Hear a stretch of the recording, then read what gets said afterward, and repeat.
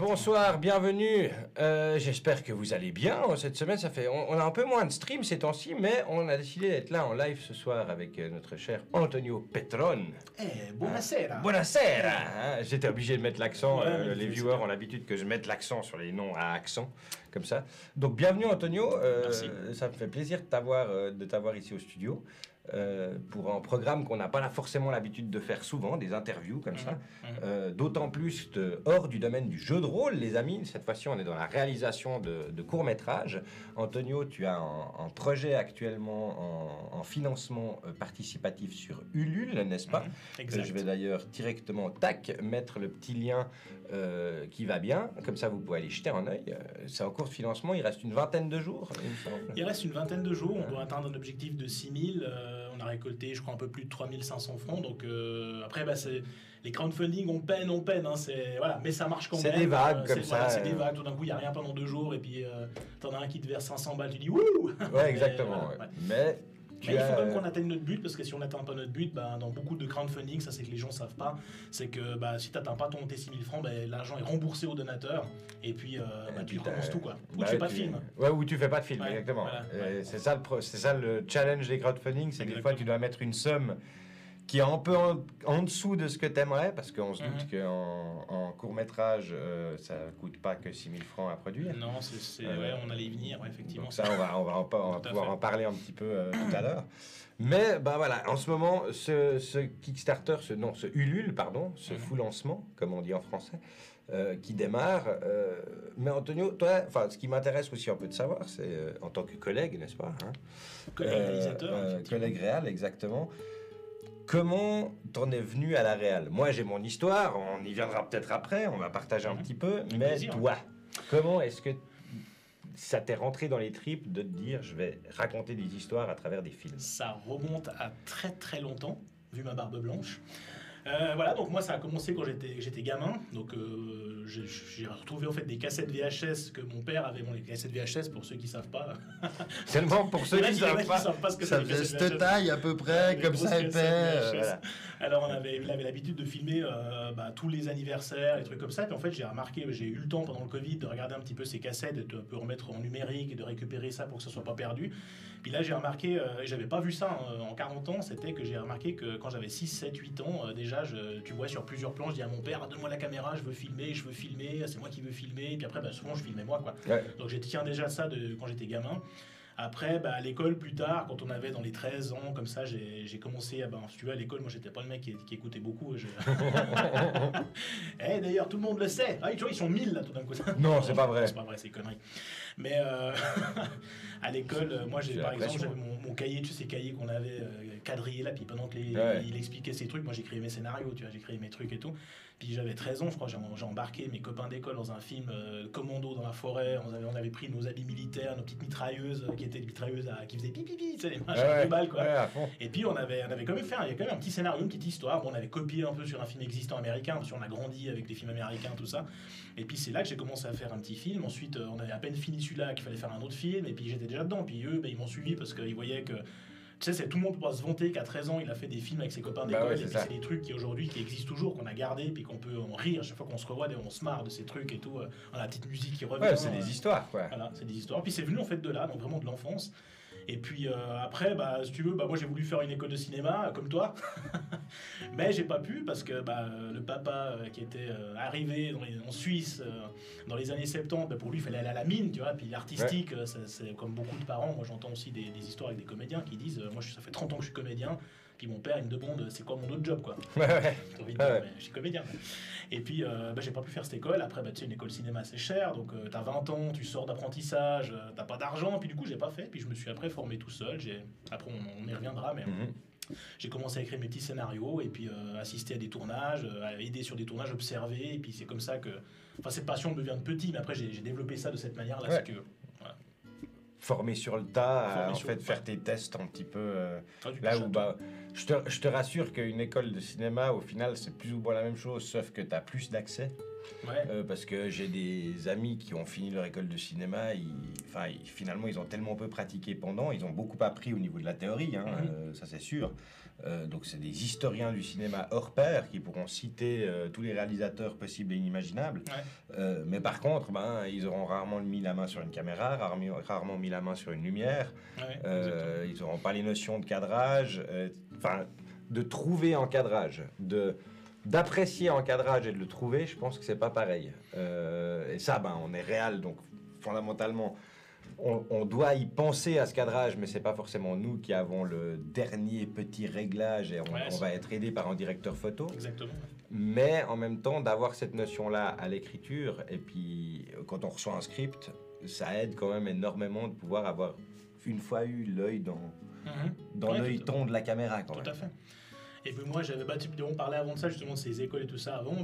Si tu prends par exemple des réalisateurs comme Spielberg ou comme ça, c'est des personnes qui ont été refusées. Tu connais l'histoire, ils ont été refusés à l'université du cinéma. On le refusait, puis le mec aujourd'hui c'est Spielberg, quoi. C'est mythique, quoi. Il y a des Rodriguez, il y a des... Exactement, aussi, C'est... La plupart des grands cinéastes, justement des gens qui ont fait quelque chose qui est hors des sentiers battus, on va dire, qui sont reconnus pour leur style, c'est pas des gens qui sortent d'école. Mais ça veut pas dire que tu es un mauvais réalisateur. La plupart. Exactement. Après, ça veut pas dire que tu es un mauvais réalisateur ou un mauvais acteur parce que tu n'as pas fait d'école. Tu vois. Non, exactement. Si tu prends la vie en général, les gens qui font des apprentissages et puis sont mauvais, puis il y en a d'autres qui apprennent sur le tas, puis ils sont très bons, puis qui sont passionnés, puis qui arrivent à mieux bosser qu'un mec qui n'a pas de... C'est ça, et je pense que tu as certains accès au réseau via les écoles aussi qui sont intéressantes. Je discutais avec un jeune là récemment qui veut faire un apprentissage de photographe, puis qui veut faire l'école de photographe, puis je lui expliquais... tu peux faire cette école-là, ça va te demander un certain nombre de temps, t'investir dans tes cours, etc. Le fait est qu'à la fin de l'école, au niveau emploi, en tant que photographe, si pendant cette école, t'as pas fait de photos, t'as pas pratiqué. Puis que tu t'es pas fait un book et puis que t'arrives pas avec un produit, en fait, tu vas pas avoir un meilleur niveau que quelqu'un qui a pas fait d'école et qui, lui, a travaillé en photo. Moi, c'est la même chose avec mon papier en cinéma. Au final, pendant un certain nombre d'années, j'ai fait que du corporate, des choses que je peux pas montrer au public. Et puis, de toute façon, c'est des interviews, il n'y a pas grand-chose d'intéressant. Ah super, quoi. Et du coup, non, mais tu vois ce que, au niveau... Non, je te charrie, c'est pour le... Mais tu vois ce que je veux dire, genre, dans le sens où quand tu as fait pendant 5-6 ans des interviews de PDG d'entreprise et puis que tu veux commencer à chercher des financements pour de la fiction, c'est compliqué de dire le dernier truc que j'ai fait, c'est un clip de hip-hop, c'était en 2007, il a fait 1 200 000 vues, c'était méga bien. Tu vois, c'est un peu... filmé avec du 3CCD, on est sur pas la même image que maintenant. Donc maintenant, nous par exemple qui voulons lancer le département fiction, on se rend compte que on doit réétablir un book actuel. Et puis ça dépend pas de notre école. Là, le département fiction, on a en l'occurrence un costumier qui sort d'école, Laurent, notre producteur exécutif, qui est pas du tout du domaine du cinéma, qui est un vrai passionné. Et je pense que c'est ça. Moi, je suis un grand fan de Tarantino, je suis un grand fan de Rodriguez, de Scorsese. C'est des gens qui ont avant tout l'envie de raconter des histoires et puis de les raconter à leur manière, quoi. Et je pense que c'est ça qui fait qu'on a un peu ça dans le sang, au final. C'est un peu d'avoir notre prisme sur une histoire, quoi. Mais moi, c'est ça qui m'anime. Tu vois, par exemple, les histoires, souvent, ça cogite tout le temps. Ça cogite. Tu vois, là, je suis sur Murphy. Je suis en train de faire le séquencier d'un long métrage parce qu'il faudra quand même présenter un long métrage à un moment donné. Tiens, les gens, c'est quand que tu fais un long métrage? Voilà. Et puis, j'ai tout le temps des trucs qui me cogitent. Tu vois, je dis, tiens, je pourrais faire un film là-dessus. Je pourrais faire ce sujet-là. Tiens, tout d'un coup, tu vois un sujet d'actualité qui est touchant et tu dis tiens, ça, il faut qu'on parle de ça. Puis, comme j'avais lu une fois dans un bouquin de scénario, tu peux écrire, tu peux si tu veux réaliser toutes les histoires que tu veux, mais non, c'est pas ça, je me reprends là. Les histoires ont toutes été... tous les sujets ont été traités, mais pas par toi. Et tu peux traiter un film qui a fait un succès de malade sur un thème, par exemple, si on prend Philadelphia, là, sur le sida, là, et tu peux refaire un film là-dessus et puis avoir tout autant de succès que ce film-là parce que tu l'as amené à ta manière à toi. Exactement, Et puis voilà, donc... Je crois que sauf erreur, c'est Scorsese qui disait, ou qui a dit récemment, corrigez-moi les viewers, si vous voulez aller faire le sourcing, qui disait en fait, oubliez l'original, faites de l'authentique. Et je pense que c'est ça, c'est que il y a plein de gens qui vont dire ouais, mais là, il a repris l'idée de ce film-là. Et puis, ok, d'accord, il y a le même concept, la vie, la mort. Depuis, ça fait quelques millénaires qu'on en parle de tout ça. Bien sûr. Maintenant, il l'a repris à sa vie. Et c'est ça le pouvoir dans Réal, en fait. Et puis, le risque, le pouvoir et le risque, en fait. Parce que finalement, le réalisateur, il est un peu... il est en acteur qui fait un mauvais film, bon, bah, il se rattrape sur un deuxième. Mais en Réal, c'est compliqué. Tu peux quand même te rattraper. Après, c'est quand t'as un nom, tu vois. Mais voilà, Quand en t'es général, Nolan, t'es faut quand que- même sur le devant de ton film, quoi. Ouais, exactement. Aussi bien au niveau du succès Ouais. qu'au niveau du c'était merdique. Et c'est pas facile à tenir comme position. Non, mais moi ce que je disais, bah, si par exemple si t'es Nolan ou Spielberg ou Rodriguez, bah tu te plantes sur un film, Ouais. bah, ils vont dire bon ben voilà il a fait un mauvais, un navet, bon de toute façon il va refaire un truc cool et tout après, puis ça se rattrape, tu vois. Ouais. Tandis que si c'est comme nous qu'on est un peu au début de notre carrière de réalisation, et puis que tu fais un premier long, je fais un premier long, puis que le premier long c'est un navet, après vas-y pour convaincre les producteurs c'est plus de compliqué. financer ton deuxième long. Quoi, tu vois. Donc, c'est bien de bien réfléchir au sujet que tu vas traiter dans ton long métrage. Ouais, ça c'est sûr. Voilà. Et ouais, donc du coup, là, en Suisse, comment ça se passe, la production dans court-métrage? Mal. Non, c'est comment ça se passe en fait la Ouais. production d'un court métrage. Alors souvent, on produit pas de court, enfin il y a des producteurs qui produisent des courts métrages, mais avant tout quand tu produis un film, tu dois gagner de l'argent, tu vois. Ouais. Et souvent c'est ça qui est compliqué de produire des courts métrages. Trouver le producteur qui va mettre, parce qu'un court métrage comme Murphy, le budget c'est 85 000 balles, tu vois. Ouais. Donc voilà, qui c'est qui va mettre 85 000 francs pour un film qui va peut-être vendu à 3-4 chaînes, et puis tu vas pas forcément rentrer sur 85 000 francs dans tes frais. Donc souvent bah, tu finances toi-même tes films. Tu finances toi-même, il faut trouver de l'argent, bah, typiquement comme les crowdfunding. Et puis bah, moi, dans mes projets que j'ai fait jusqu'au j'ai souvent mis mon argent personnel dans ma boîte de prod. J'ai une boîte de prod et j'investis mon argent privé dans ma boîte de prod pour produire le film. Donc c'est très très compliqué dans le court-métrage de trouver de la production. Mais c'est faisable. Hein. Moi, Et de rentabiliser en film. Bah, tu peux maintenant, si les films, ils sont bien, enfin si le sujet est bien, puis qu'il est bien fait, puis que le casting est top, tu peux vendre des films à des chaînes de télé. Il y a Arte qui achète, il y a Canal+, même TF1 aussi, ils achètent des... Après, la RTS, je sais Ils font des coproductions, la RTS. Ouais, je crois ils font beaucoup de coproductions. Mais ils coproduisent, donc finalement, ça revient dans un sens... ouais, au même. Sauf qu'ils investissent en amont.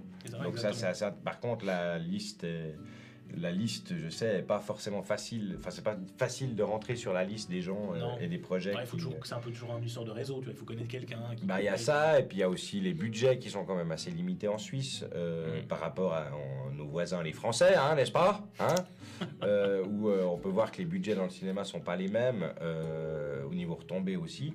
Le cinéma suisse, on a, j'ai été faire 2-3 petites recherches en amont de cette interview, n'est-ce pas?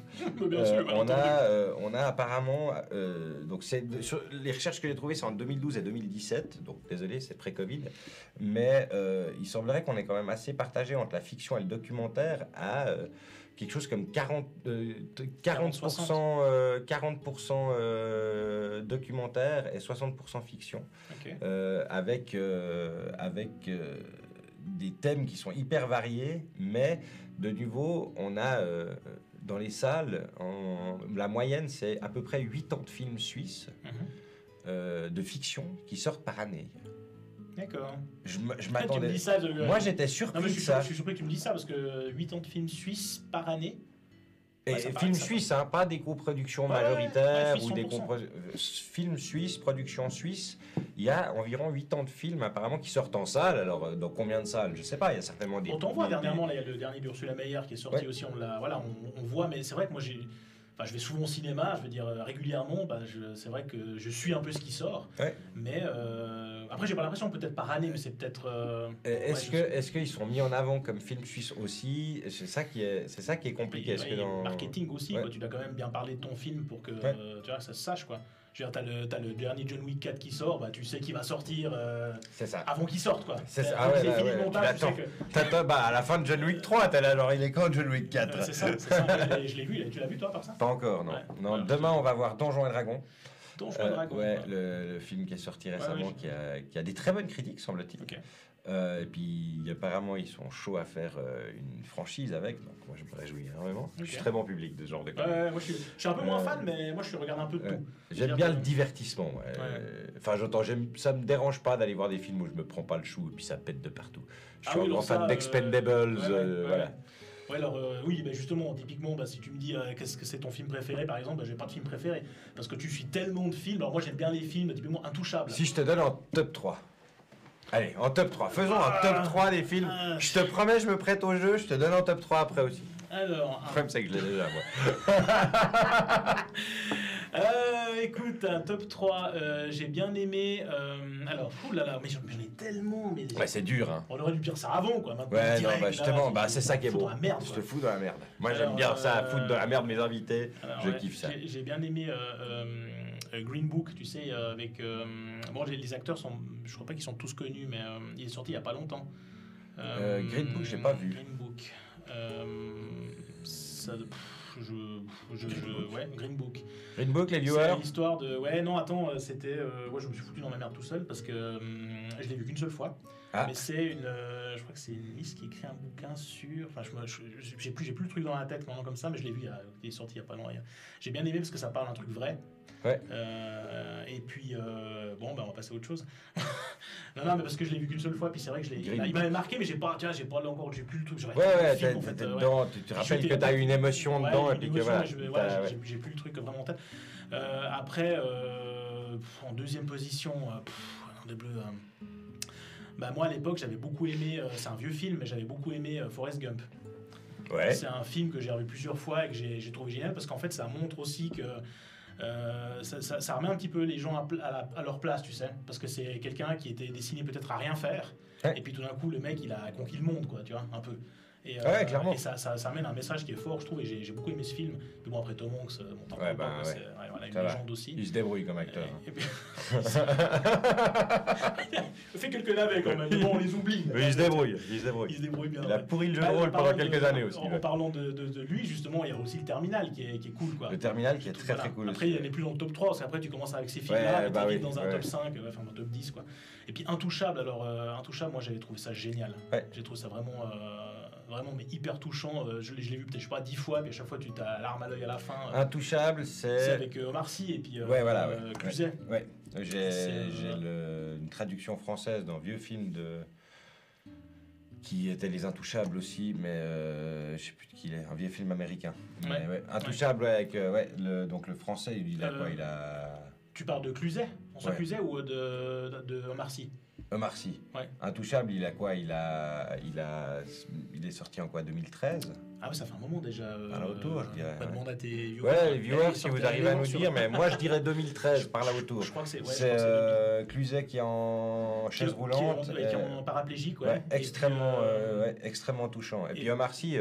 Il vient des cités, en fait, c'est le mec qui vient des cités, et puis que tu vois un peu la vie des cités, ils sont 14 dans la même baraque et tout. Et puis le mec, il va se présenter pour signer sa feuille de chômage, ses CEDIC là, et puis il se fait engager en fait. Il lui plaît tellement qu'il se fait engager pour l'aider. Puis à la fin, il y a ce rapport hyper touchant entre les deux. Vraiment entre le je m'en foutisme de Omar Sy, tu sais, qui prend toi la rigolade. Genre, le téléphone qui sonne, il lui passe le téléphone, tu vois. Genre un truc comme ça, tu vois. Puis c'est j'ai trouvé ça hyper cool. Enfin, moi, à chaque fois, je me marre, quoi. Ouais, il est hyper touchant. Et puis voilà, après, il y en a bien plein. Après, il y a la franchise Rocky aussi, tu sais. L'histoire de Stallone avec Rocky, qui en fait a écrit son scénario. Ça, c'est.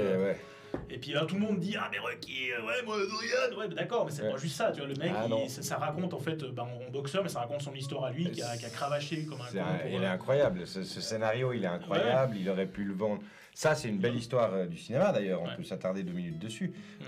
D'ailleurs, en plus, pour Stallone, moi je suis un grand défenseur de Stallone, parce qu'il a fait que des films. Une chier de films d'action, on le connaît pour des Rambo, des gros baraques, etc.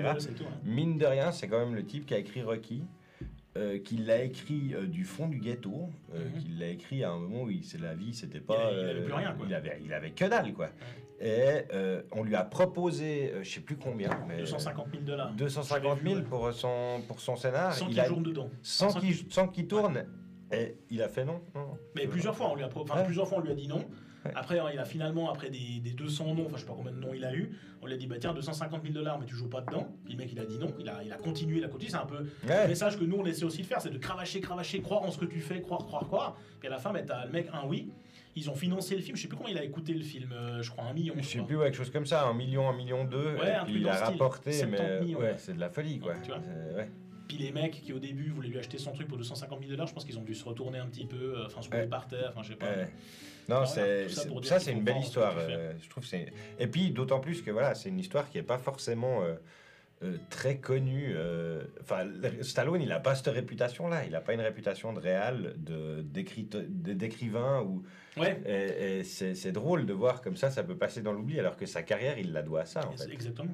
Toute sa carrière, il la doit à ça. Il Quoi. a eu justement l'illumination de se dire bah tiens je vais faire un truc qui montre le parcours d'un mec qui se bat pour y réussir. Et puis, Je pour être tiens à ce reconnu. personnage, je tiens. Ouais. Et puis ouais non ben voilà donc tous ces films là moi après bon après ils ont un petit peu divagué avec Creed et tout ça, enfin c'est un peu parti en sucette à la fin. Mais C'est toujours ces grands messages. c'est beaucoup des films. Alors moi j'aime aussi beaucoup l'action, mais c'est des films qui racontent des histoires vraiment où ça touche parce que ça peut t'arriver à toi comme c'est arrivé à tu vois. Et c'est prenant quoi. Puis moi j'aime bien ça. Bon, c'est ça qui marque aussi un petit peu l'histoire du cinéma, c'est ces films-là. L'action c'est cool, mais si tu fais que de l'action, il n'y a pas vraiment de message quoi. Enfin, c'est cool, là tu où... passes un bon moment, tu réfléchis pas, mais il Voilà. n'y a pas vraiment de. Ouais. Expendables, moi j'adore ça parce que j'ai tous mes héros des années 90 de quand j'étais gamin. Ouais. Bah nos Et héros, puis parce que voilà. moi aussi j'ai grandi avec ça. Tu vois. C'est cool de les voir, puis de voir tout ça. En fait, moi ce que j'aime quand je vois ce genre de film, c'est je me dis, c'est une aventure humaine. Ouais. En fait, en tournage, c'est une aventure humaine. Il y a tous ces stars de l'UFC, du cinéma, qui se sont réunis, pas parce qu'ils sont bien payés. Bien sûr qu'ils sont bien payés, mais ils se sont réunis parce que le projet est cool, c'est des potes, et ils ont envie de s'éclater sur un tournage ensemble. Et c'est ça que moi, quand je vois Expendables, je me dis, mais... Bah ça, Mais ça les fait gars, aussi mais rire, tu vois, parce que t'es vraiment dans ton. Enfin, moi, quand j'étais gauche, je me dis, mais t'imagines tous les acteurs, tu sais, Van Damme, Stallone. Ouais, bah ouais, c'est ça. Ils font tous un film ensemble. Mais ça, j'avais peut-être 15 ans. Ce serait fou. Tu dis, ça serait pas fou l'histoire. Putain, les mecs, ils ont sorti ça, et puis tu vois le 1, le 2, le 3. Alors après, il y en a qui vont dire que le 1 est mieux que le 2. Ben oui, mais... Bref, mais je trouve que c'est toujours un bon divertissement. Quoi. C'est ça, c'est Et fun de les voir ensemble, de voir ses camarades en fait.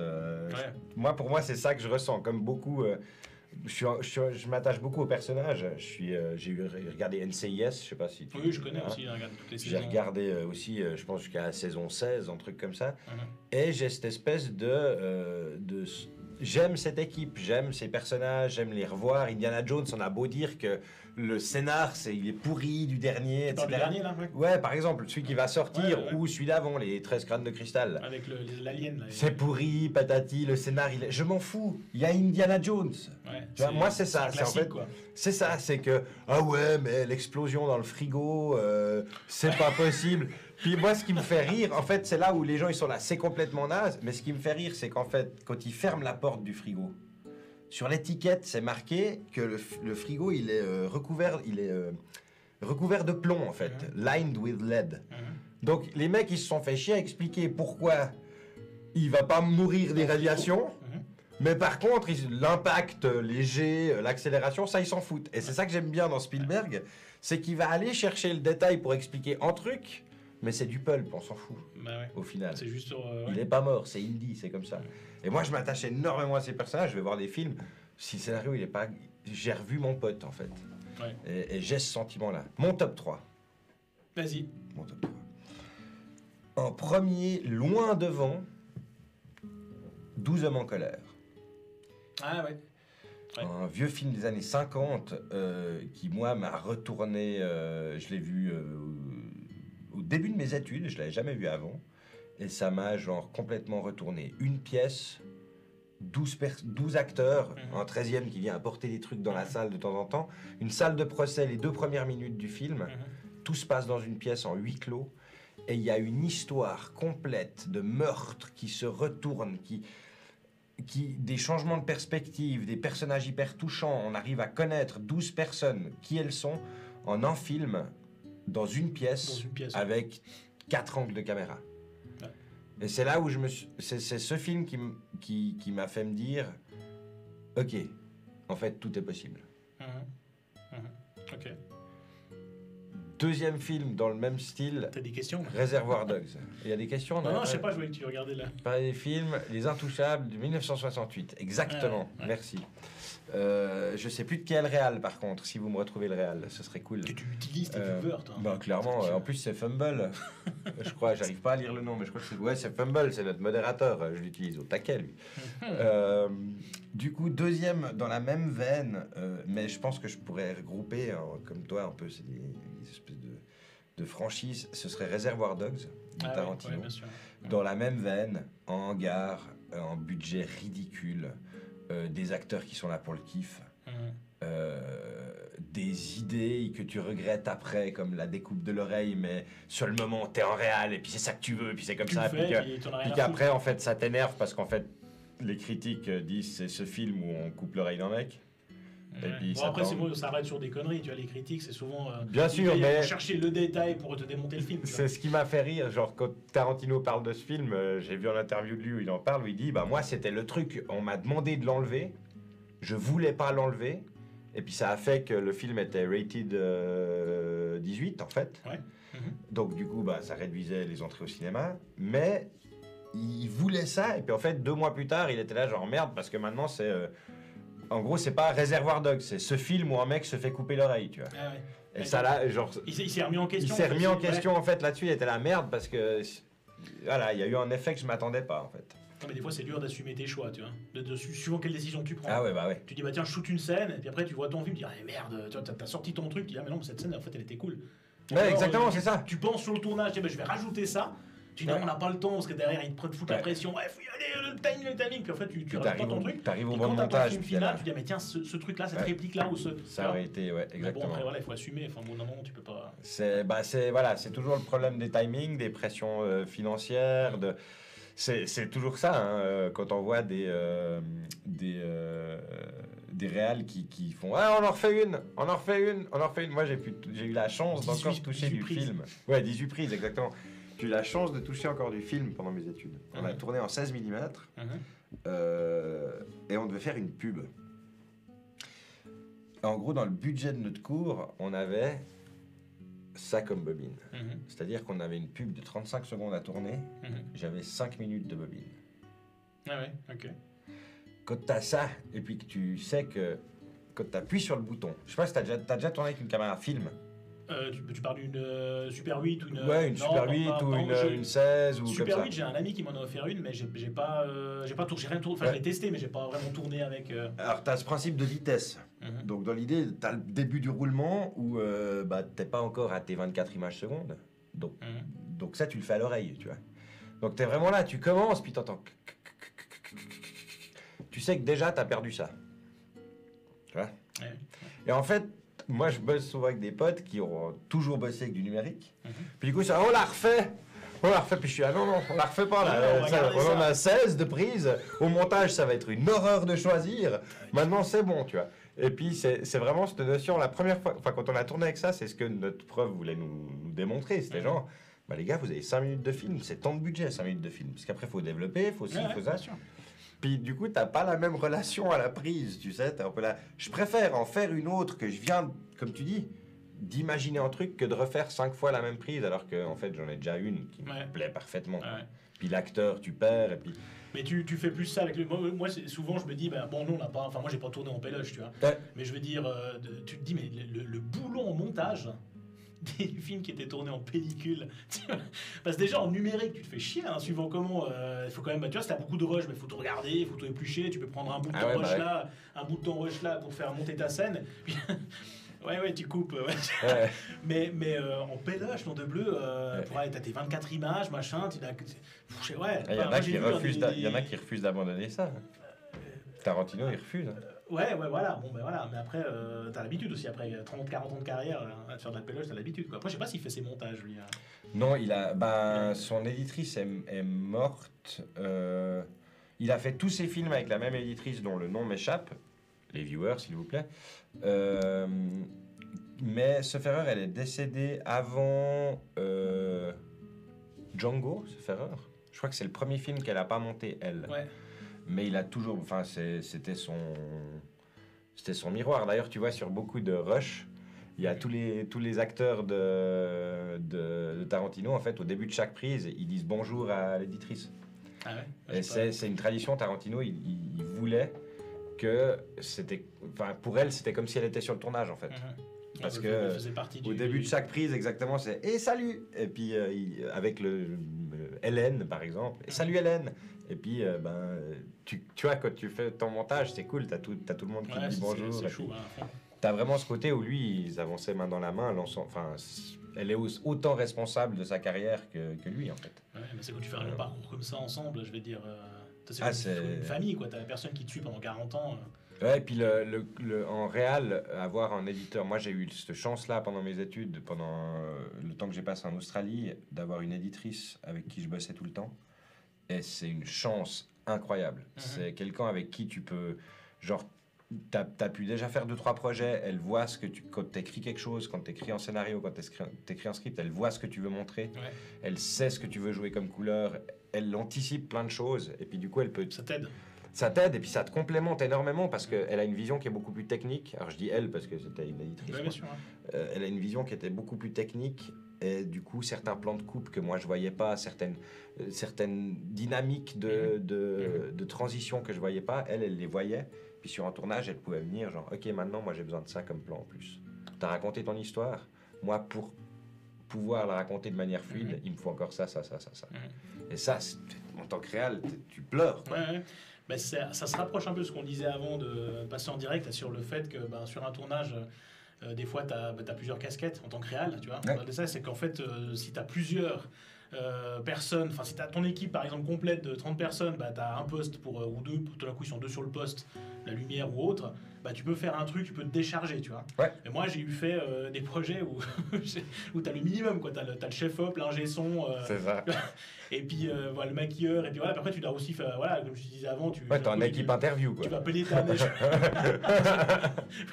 Tu vas appeler ta neige parce que tu dis là il faudrait enlever la neige parce que on va tourner la scène et puis il faut qu'on mette nos trucs. Ah ouais. Bon, vas-y, puis alors tu vois, s'il te plaît, voilà, puis souvent tu fais les trucs toi-même, tu fais tout toi-même parce que tu veux que ça. En fait, même si quand tu mets ton fric, donc tu veux que ça marche, tu vois. Bah ouais. Donc tu vas regarder tous les posts et puis en même temps tu fais un peu chier les gens, quoi. Un peu comme le crowdfunding où tu écris des messages pour qui te. Allez, s'il vous plaît. Allez, s'il te plaît, je fais ça. T'as l'impression d'être un clochard, quoi. Mais ça, je pense que on va revenir un petit peu sur ton crowdfunding et sur Murphy. Je pense que c'est aussi. J'aimerais bien qu'on parle justement un peu du pitch de Murphy, que tu pitches un peu ton film et puis que tu expliques un peu de quoi ça va parler. Mais avant tout, est-ce que tu penses que justement cette époque de crowdfunding, est-ce que ça libère un petit peu ces réals indépendants, ces gens qui ont envie de raconter des histoires, des grosses productions? Est-ce que finalement c'est pas un outil qui est assez cool d'être financé par le viewer directement, par le spectateur, et puis qu'est-ce que, par contre, forcément, il y a une contrepartie, ouais. Mais aussi en finançant les films, justement, enfin le spectateur qui finance à travers ton crowdfunding, il va avoir justement des explications de pourquoi tu finances un film, comment ça marche, le fonctionnement d'un film. Et puis, il y a tous ceux qui ne sont pas dans le domaine du cinéma ne savent pas comment fonctionne un film, tu vois, pourquoi ça coûte autant, et ci et ça. Puis ça permet aussi de se rendre compte et puis de faire partie d'une aventure, tu vois. Et je vais revenir à ta question principale. Excuse-moi. T'inquiète pas. Je suis parti dans mes trucs. Le crowdfunding, c'est un avantage pour le viewer, en effet, de participer à l'aventure de la création d'un film.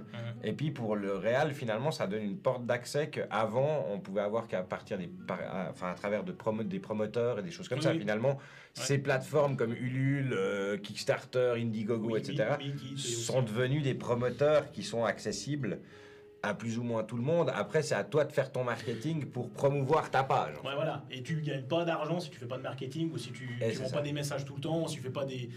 Ça marche pas. Enfin, même si moi, par exemple, le Murphy, c'est mon 10e film.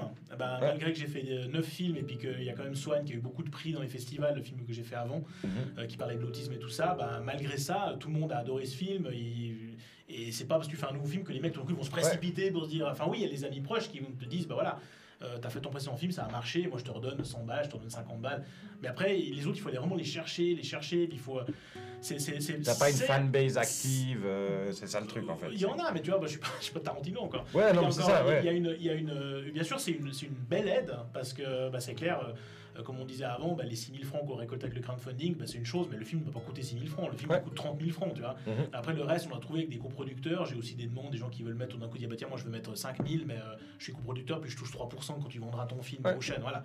Il y a aussi ça. Mais le crowdfunding, c'est une bonne aide, mais tu peux pas mettre des sommes astronomiques dessus, parce que tu as 35 jours, ou 40 jours, ou 60 jours, je crois que c'est 60 ou 90 maximum.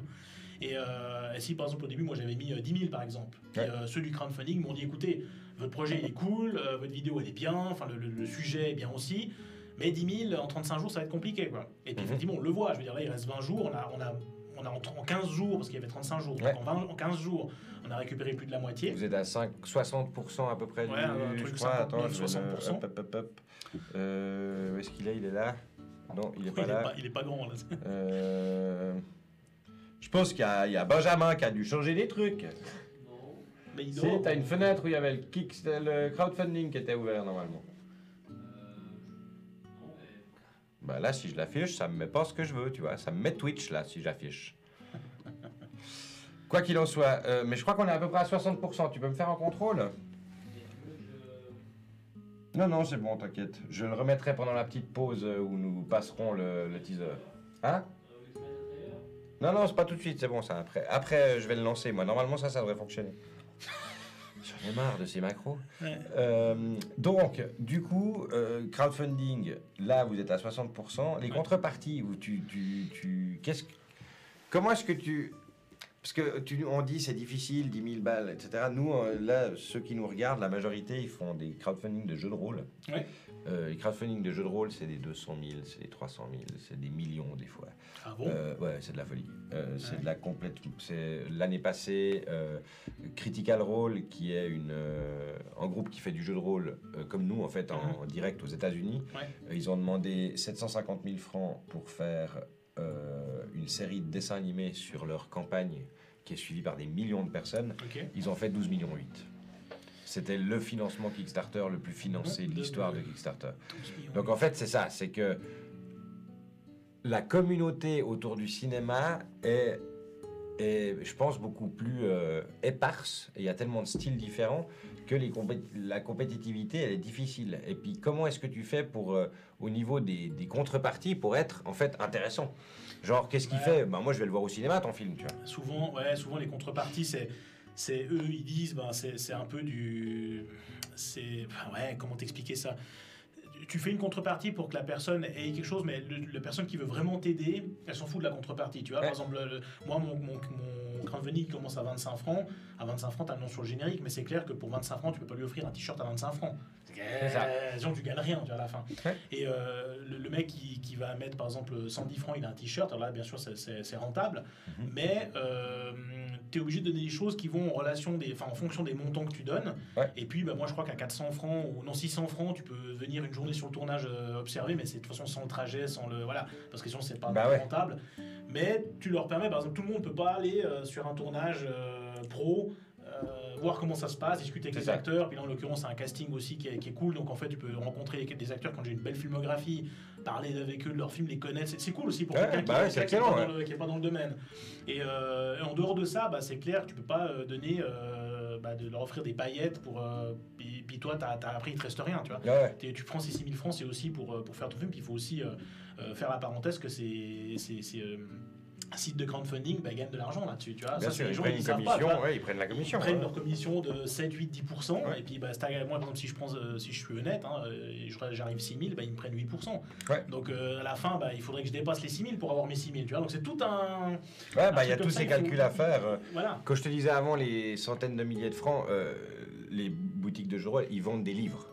Ouais. Donc en gros, ils font la maquette de leur livre, ils font la pré-prod, et puis après, ils sont là, ok, on a un livre à vendre, on va le mettre en financement, comme ça, on le finance avant de l'éditer et de l'imprimer en fait. Et du coup, en fonction, ils savent qu'ils impriment tant pour les qui sont déjà vendus, et puis ils impriment en stock pour les boutiques, et puis voilà. Et du coup, c'est pas la même chose. Ils ont un produit physique, donc la contrepartie est hyper naturelle. C'est genre, ok, t'as le livre de base, t'as le livre collector, et puis après t'as le livre avec le sac de dés et toutes les options. Nous, quand on fait des films, moi j'ai vu que t'avais t-shirt, t'avais un clap, ça je trouve assez cool. Ouais, je fais des petits coucous. Non, j'ai le nom sur le générique, l'affiche dédicacée en deuxième position. Après, j'ai le t-shirt, j'ai un clap de cinéma personnalisé. Donc voilà, ça aussi c'est cool. Dans Swan, j'avais aussi fait des claps et puis j'avais mis le titre, tu sais, tu remplis le clap, tu le complètes quoi, pour juste un clap brut. Puis j'avais mis réalisation, j'avais mis la famille qui avait donné le financement. Tu vois, ça c'est un joli souvenir. C'est hyper cool, justement, je trouvais inventif. Puis c'est ça qui est pas facile de trouver forcément. Tu peux être figurant, tu peux t'as aussi des places de figurants, t'as une place sur tournage. Puis après, de 600, je passe. Parce qu'après, tu peux pas faire non plus 10, 20, 30, 40. Tu fais des étapes, quoi. Après, celui qui veut mettre ce qu'il veut, il met ce qu'il veut. Mais par exemple, à 4000 francs, tu peux commencer à partir de quelque part à devenir coprod. Et là, on fait des contrats où justement le mec il met 4000 ou 5000 ou 10 000. Et puis quand on vend après le projet à des chaînes, il touche sur le pourcentage. Il a un retour sur investissement. Exactement. Et puis moi, je vais aussi maintenant, comme c'est mon 10e film, je vais essayer de. Enfin, je vais pas essayer, je vais créer un compte sur Apple et puis essayer de mettre tous mes films sur iTunes. J'ai vu ça, il y a des courts-métrages qui sont achetés. Tu peux acheter des courts-métrages sur 4 francs, 5 francs. Ouais. Et puis t'as de l'argent qui rentre. Et puis ceux qui a produit le film, si le film est vendu, il touche. Comme les produits. Une commission, quoi. Ouais, exactement. Ouais, ils touchent leurs royalties. Exactement, les royalties. Ouais. Et puis voilà. Okay. Mais c'est quand même. Voilà, après aujourd'hui, ce qu'on discutait avec 2-3 amis, c'est que tu fais des crowdfunding, mais tu vois, aujourd'hui, c'est quand même. Il y a l'inflation, il y a eu le Covid, il y a eu tous ces trucs-là. Et puis, tout le monde est proche de son argent, c'est normal. Tu peux pas exiger. Moi, j'exige pas, tu vois. Je dis pas que tu dois. Moi, des fois, les copains, les proches, ceux que je les connais depuis 30 ans, je les charrie. Je fais alors, ton don, il arrive. Mais je déconne, tu vois. D'ailleurs, je déconne, je le dis. je déconne. Et puis, t'as des mecs qui m'attendent à la sortie là-bas. Tellement. Et vous avez l'adresse? Non. non, vous avez pas l'adresse. Mais c'est pas hyper évident parce que les gens font attention. Moi aussi, je veux dire, je fais attention. Mais moi, par exemple, si je dois donner, là, il y a eu toutes ces histoires de guerre en Ukraine. D'ailleurs, la guerre est un peu le sujet aussi, le fond du sujet du film. Mais quand il y a eu la guerre en Ukraine, j'ai des personnes qui ont des amis, des connaissances qui ont dit tiens, moi j'ai un oncle, il va faire un trajet en Ukraine avec de la nourriture, des médicaments. Moi, ça m'a touché parce que la guerre, c'est pas joli. On a voulu aider des enfants, on a voulu aider des familles. Alors j'ai donné 200 balles, j'ai donné 250 balles, je me rappelle plus. J'ai donné, tu vois. Ah non, est-ce que ce copain qui faisait cette récolte, est-ce qu'il a pris ça pour aller en vacances ou est-ce qu'il a été en Ukraine? Mais moi, j'ai fait ma bonne action. Ouais, t'es parti du principe que voilà. Non, mais là, ils l'ont fait vraiment parce qu'après, les photos, tout ça. Enfin bref. Mais ce que je veux dire par là, c'est que moi aussi, je donne des sous. Je donne à la recherche contre le cancer, parce que ma mère est décédée du cancer, donc je donne à la recherche contre le cancer. Des choses qui me touchent, quoi. Des choses qui me touchent. Alors moi, par exemple, après tu me diras, c'est un débat, mais moi je comprends pas le gars qui dépense des milliers de francs chaque week-end pour se bourrer la tronche, et puis que tu le connais depuis 30 ans, puis il te met pas 10 balles pour dire, lui il veut faire ça, c'est son rêve, il veut réaliser, il veut devenir réalisateur, il veut en faire son job, et il va pas te mettre 10 francs, mais par contre le mec il va dépenser 1000 francs au week-end, des bières, des machins, tu vois. Ça, alors, après, chacun il est libre de faire ce qu'il veut, mais il y a des trucs, des fois, tu te dis, mais toi aussi qui va faire un film, t'imagines, t'as un ami proche que tu connais depuis 30 ans qui va pas te donner un centime, et puis il dit là j'ai changé ma voiture, je me suis acheté la nouvelle Tesla, 150 000 balles, cash. Tu aurais pu me donner 10 francs, tu sais que j'ai envie de faire. Tu sais que, voilà, petit geste. D'ailleurs, tous ceux qui nous. D'ailleurs, donnez tous 10 balles. Non, après, voilà, ce que je voulais dire aussi, ça c'est important, c'est que il y a des gens qui m'ont dit, moi, j'ose pas te donner 10 balles parce que j'ai honte. Je remets un petit coup de lien là. Vas-y, filez-nous de la thune, bordel. Filez-nous de la thune. Non, bon après, il faut rester un peu. Il n'ose pas filer de l'argent parce qu'il a honte. Non, en fait, il y a des gens qui m'ont dit, voilà, on sait ce que tu fais, ça coûte cher, on sait que ce que tu fais, c'est pro, enfin voilà, et on n'ose pas te donner 10 francs, 20 francs. Puis moi, je regarde pas ça, tu vois. Moi, je suis pas regardant, en fait. Et ça, je tiens à le dire, c'est qu'en fait, si quelqu'un qui va me mettre 10 francs ou 5 francs, tant mieux, c'est cool.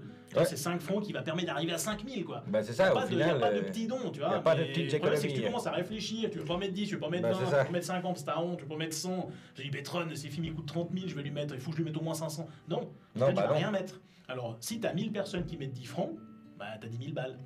Tu vois, avant de parler du budget du film qui est de 30 000, si tous les gens que j'ai dans mon réseau, déjà dans mes contacts, et puis dans mon réseau Facebook, que j'ai beaucoup de personnes dans le domaine et tout ça du cinéma, si tout le monde met 10 francs, plus les amis qui ont leur réseau, qui ont partagé tout ça, si tout le monde met 10 francs, t'as 20 000 balles. Nous, c'est la théorie qu'on se fait avec le département fiction et puis pour ton projet. Le projet qu'on a, c'est que avec la communauté du studio, plus tous les amis du studio, etc., on se dit que si tout le monde met 10 francs, on a un bon paquet de pognon pour réaliser ce genre de truc. Mais ça marchera pas comme ça. En effet, c'est pour ça qu'on essaye de voir plein d'options. Mais de nouveau, c'est un peu ça, c'est un peu vendre un rein, ou plein de... Ouais, enfin, je pense que c'est un peu ça. C'est qu'à un moment, et de nouveau, quand je me dis, on n'a pas ce budget, en fait, à chaque fois, je reviens au top 2, du coup, qui sont 12 hommes en colère et Reservoir Dogs. Et à chaque fois, j'en reviens là. Puis je me dis, en fait, si pour le moment, t'as pas le pognon, remets-toi à une histoire. Quelque chose qui coûte moins cher, tu dis? Ouais, un huis clos, oublie pas qu'on peut raconter de belles histoires avec moins de budget. Oui, bien sûr. Et en fait, c'est un peu toujours ce que je me dis. C'était... raconter une histoire à partir du moment où elle nous touche et puis qu'on a envie qu'elle touche les gens, ben, si ce projet-là, j'ai 1 ou 2 scénarios que je garde, tu vois, en me disant un jour, j'aurai peut-être les moyens de le faire. Mais pour le moment, je sais que je pourrais pas le raconter de la manière dont j'ai envie de le raconter. Donc ce scénario, c'est pas pour tout de suite. Mais il y a beaucoup de scénarios qui sont restés dans les tiroirs comme ça. Clairement. Ça me fait penser, bon, ça a rien à... Enfin, Total Recall, c'est avec Schwarzenegger, celui qui était fait dans les années 90. Ouais. Bah, ce film, à l'époque, il l'avait déjà écrit dans les années 80, et puis il n'avait pas la technologie pour faire ça. Il n'avait pas de quoi le faire. Il a attendu, ouais. puis il l'a fait après. C'est ça. Et moi, j'ai vu là sur Netflix, justement, on fait pas mal de pubs ce soir. Sur Netflix, il y a une série qu'ils ont fait, là, c'est un cousin qui m'a parlé de ça, c'est The Movies That Made Us, je sais pas si t'as j'ai pas vu, non. C'est assez intéressant, en fait, il parle des films qu'on connaît dans les années 90, comme Maman j'ai raté l'avion, Retour vers le futur, Robocop et tout. Et il t'explique en fait que ces films, c'est des cartons. Aujourd'hui, tout le monde connaît Maman j'ai raté l'avion, mais c'est des films qui ont failli ne jamais exister. Ouais. Parce que, avec même un réalisateur derrière, qui est typiquement, tu prends Retour vers le futur, c'est Robert Zemeckis. Ouais. Et Spielberg en production, mais c'est Zemeckis en réalisation. Et ils ont pris un acteur qui était pas du tout. Tu connais un peu l'histoire de ça ou pas du tout? Alors, je suis un grand fan de Retour vers le futur, mais je connais pas toutes les anecdotes. Alors, ils ont choisi un autre acteur, que maintenant je me rappelle plus, j'ai vu le truc l'autre jour, mais je me rappelle pas du nom. Ils ont choisi un autre acteur, ils ont tourné en fait 6 semaines de tournage avec l'autre acteur. Avant de changer avant Michael J. Fox. De Michael J. Fox, okay. Et puis, c'est après 6 semaines seulement, donc le film c'était 6 semaines, c'est 1 mois et demi, il y avait 2 mois de tournage, je crois, ils disaient. On fait quasiment tout le tournage avec ce gars. Ouais. Toutes les scènes, et puis après ils se sont rendus compte, non, ce mec en fait il colle pas, on va le shooter. Et ils ont shooté ce mec, et ils ont mis Michael J. Fox, et puis aujourd'hui c'est le carton qu'on connaît. Et ce film, s'il y avait l'autre acteur, ça aurait pas marché. Et puis au début, quand ils ont présenté le projet, la Fox, ou je sais plus quoi, non, je crois que c'était pas la Fox, c'était pas ce projet, c'était Maman j'ai raté l'avion. Présenté à la Fox a dit je vais mettre 10 millions. Puis le projet, ils ont dit on va le faire avec 10 millions. Ils ont dépassé à 14,7 millions. Et puis là, ils montrent que la Fox, maintenant ils avaient monté tous les décors, ils avaient monté toute l'équipe, tout le monde était en train de bosser sur le décor du film, de la baraque et tout. Ouais. Et puis à 14,7 millions, ils ont dit non, en fait, on vous donne plus l'argent, on arrête. Puis alors du coup, ils devaient redémonter les décors. Après, ils ont essayé de convaincre l'Universal derrière et tout. Et ils ont combiné des trucs pour pouvoir. Donc même sur des grands films qu'on connaît, des classiques, ils ont galéré à trouver de la thune avec des prods, alors que derrière il y avait Zemeckis, Spielberg et tous les mecs qu'on connaît, tu vois. Tous les mecs qu'on connaît maintenant, et puis qui, à l'époque déjà, Maman j'ai raté l'avion, Spielberg il avait déjà fait. Non, c'est pas. Retour vers le futur. Retour vers le futur, il avait déjà. Il était producteur, puis Zemeckis était réalisateur. Oui, il avait déjà les Indies derrière, il avait déjà. Oui, il y avait Indiana Jones derrière, c'est juste. Donc voilà. Donc le crowdfunding, oui c'est cool, mais il faut que les gens prennent le projet, il faut qu'ils croient. Il faut que vous allez voir aussi ce que j'ai fait sur le site. Il faut sur YouTube, tu peux aller voir les projets que j'ai fait, tout ça. Mais d'ailleurs, bam, bien YouTube. Ah bah ouais. Non, t'as vu comme j'ai tout préparé. Ça marche. Ça marche très très bien. Gardez un œil sur les travaux, gardez un œil, les 2 yeux, parce qu'avec un. Parce que t'as pas la perspective, sinon c'est la merde. Donc voilà. Allez, un petit pitch de Murphy. Pitch-nous ce film que tu nous produis. Pitch ce film. Alors, pitch-nous ça. Le pitch du film, c'est on est en 2029. La guerre qu'on connaît actuellement entre la Russie et l'Ukraine a débordé dans une guerre mondiale. Bon, c'est de la fiction, j'espère. Et là, en fait, on est quasiment à 1 milliard de morts. Il n'y a plus aucun espoir pour l'humanité. Puis on a entendu, dernièrement, dans toute cette histoire de guerre, on a entendu je vais appuyer sur la bombe, je vais envoyer la bombe nucléaire, j'envoie la bombe nucléaire. Puis là, dans cette fiction, justement, on arrive au stade où justement, tout le monde lance les bombes nucléaires, tout ça. Et puis après, voilà. Et puis, je vais pas tout faire la fin, mais par contre, le pitch du film, c'est on est en 2029, la guerre est mondiale. Il y a des soldats de nations différentes qui se retrouvent, pas en embuscade, mais qui se retrouvent dans le même bâtiment par erreur. Et puis en fait, au lieu de s'entretuer, parce qu'en temps de guerre, tu as un Russe et par exemple un occidental, les occidentaux et les Russes, s'ils se tirent dessus, ou les Américains avec les voilà. À un moment donné, je veux dire, tu vas pas commencer à faire un puzzle, quoi, tu vois. Normalement, tu t'entretues. Puis là, en fait, il y a une petite gamine de 7-8 ans qui apparaît dans la scène parce que ses parents ont été assassinés, puis elle se retrouve toute seule au milieu du champ de bataille. Et puis, une civile, quoi. Voilà, exactement, une civile. Et puis, là, on a centralisé, en fait, l'action sur le militaire, en fait, les militaires qui aident plutôt cette gamine à oublier la guerre. Et si tu veux, on part un peu sur l'empathie, sur l'humanité, sur on essaie de montrer qu'il y a de l'amour et puis qu'il y a des enfants qui veulent grandir et puis créer quelque chose et Et puis pas que tout doit s'arrêter à cause d'une guerre, à cause d'un con qui dit non j'appuie là parce que t'as bouffé mon territoire et puis tu vois, ou bien t'as mis des bombes tout près de chez moi. Un message, voilà. Un peu d'espoir. C'est un message d'espoir en disant on veut la paix, on veut pas la guerre. Quoi. Il y a de l'amour, il y a plein de choses à apporter. Et puis là, ce militaire, il a laissé aussi une gamine à la maison. Le personnage principal qui est joué par Guy Amram, là, il a laissé sa fille à la maison pour partir à la guerre. Puis quand il est parti à la guerre, sa fille, alors là, je dévoile un peu 2-3 choses, mais en fait, il lui donne. Pas de spoil, hein. Non, je spoil pas. Il lui donne, je vais pas dire quoi, mais il donne un objet à son père, et puis cet objet, en fait, c'est un objet qui compte pour sa fille, mais qu'après lui va offrir à cette fille pour essayer de lui faire penser à autre chose, de pas penser à la guerre. Il y a une vraie empathie, il y a une projection presque de ce soldat, de sa fille sur cette gamine qui trouve au milieu du champ de bataille. Exactement, c'est une projection en fait, d'humanité et de se dire cette gamine elle y peut rien, comme moi j'y peux rien que je suis ici. Et puis au lieu de tuer ce gars en fait, qui est déjà blessé, qui est en fait un ennemi, je vais aider cette gamine à peut-être oublier la guerre, à jouer, à faire feuille caillou ciseaux. Enfin voilà, et du coup il y a tout ce rapport entre ces militaires. Alors t'en as un des trois bien sûr, parce qu'ils sont trois, mais t'en as un des trois qui se retourne, on va pas commencer à faire les mères Teresa, machin, qui a un petit peu aussi d'énervement entre deux collègues, mais en gros c'est un message d'humanité. Et puis à la fin il y a un peu de truc, comme j'appelle moi ça, la sauce Petron, c'est qu'à la fin il y a un message. La sauce Petron. J'aime bien sortir ça, c'est maintenant on parle de Tarantino, voilà, Tarantino, tout le monde connaît ses films. À la fin, il y a un truc à la sauce Petron, que je vais pas dévoiler, mais qui est un message de paix, mais ouais, c'est la sauce Petron, quoi. Enfin, un petit peu, c'est un petit peu sarcastique. Un peu la Glorious Bastard, quoi. Enfin, sans en dire plus. Un peu sarcastico-cynique, comme ça. Voilà. Un peu la paix, mais bon, c'était un peu gore, quoi. Mais enfin bref. Mais le message principal, bien sûr, c'est sur fond de guerre, mais le film n'est pas tourné autour de la guerre. Il n'y a pas de combat, il y a pas il se tire pas dessus. C'est vraiment, il y a cette gamine. C'est un huis clos en fait, finalement. C'est un peu comme un huis clos. Ça se passe principalement dans un bâtiment. Un décor abandonné, un décor désaffecté. Et ça m'amène à pourquoi Paris, du coup, pour ce décor-là, pour les acteurs, alors, pour Paris, les déjà, frais. pour eux, alors la première chose, c'est les frais. Parce que si je prends une équipe ici en Suisse pour un projet comme ça coûte plus 120 000 balles que 80, que 85, on disait avant. Donc là-bas, sur Paris, je peux le faire comment dire, le budget c'est 85, mais je peux le faire avec 30, tu vois. Les gens, parfois, ils rentrent dans l'aventure et puis ils sont pas payés à 100%, mais voilà, ils acceptent de jouer le jeu parce que les courts-métrages, il y a un vivier là-bas. Exactement. Et si je fais le même projet ici, il faut 50 000 parce que voilà, même si les gens ici jouent un peu le jeu, tu arrives à trouver des personnes qui vont te dire moi, au lieu de 1000 francs par jour, le chef-up c'est je sais pas 1500 francs jour, il va te dire moi je te prends juste 200 francs parce que le projet il est cool. Et puis voilà, mais c'est quand même 5 jours de tournage, c'est un gros truc, donc ici ça coûterait plus cher. Et puis au-delà de ça, moi j'ai choisi Guy Amram parce que c'est un personnage que j'apprécie beaucoup, avec qui j'ai déjà tourné un film, Un goût d'amertume à Paris à l'époque. T'as pas le lien d'Un goût d'amertume, non. Je fais tourner un peu les visages qui apparaîtront dans ce projet. Donc très bien. Donc là c'est Anton Yakolev. On va un nom russe. Je crois que c'est... Je sais pas si je peux laisser. Voilà, lui c'est Guy Amram. Voilà, c'est juste. Hein.